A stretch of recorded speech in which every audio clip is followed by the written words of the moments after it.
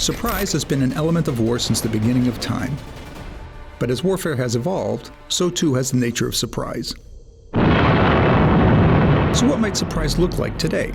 It's not an academic question. For the first time in a generation, the United States faces great power rivals. Regional powers can also inflict surprise. Looking back at history can help us imagine what surprise might look like today. A date which will live in infamy. First, there are the classic surprise attacks: Pearl Harbor, the Chinese intervention in Korea, the Soviet occupation of Czechoslovakia. In each case, the victim missed signals that were obvious in retrospect. Might we wake up one day to find the Russian army in the Baltic states, or that the Chinese have neutralized U.S. bases in the Pacific? There are also technological surprises. Poison gas devastated Allied troops when first used in World War I. Might future adversaries poison our networks through cyber attacks? Or deploy some new weapon? Technological surprises can happen when our own weapons fail. In World War II, U.S. submarine torpedoes ran too deep and failed to detonate when they hit their targets. It took 2 years for the Navy to acknowledge and fix the problems.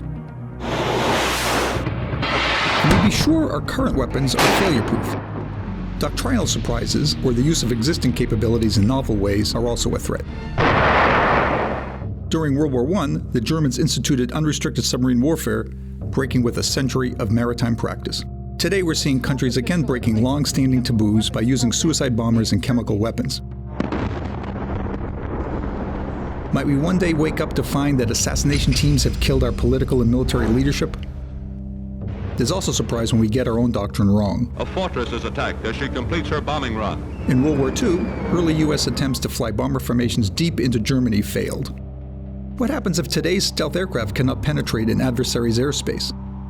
Finally, there's the surprise no one talks about: diplomatic surprise. When faced with the life or death decision about going to war, countries can withdraw from alliances unexpectedly. At the beginning of World War I, Italy was allied with Germany and Austria-Hungary, but it refused to help them in 1914 and switched sides in 1915. Will some of our allies balk when the shooting starts in a future war? Some surprise is inevitable because no one can predict the future, but defeat is not inevitable. We can prepare intellectually by exploring a wide range of possible futures. We can boost our resiliency by training leaders and troops to operate under adversity. We can counteract the effects of surprise through swift feedback from the field and rapid acquisition processes. Above all, the United States needs a dose of humility.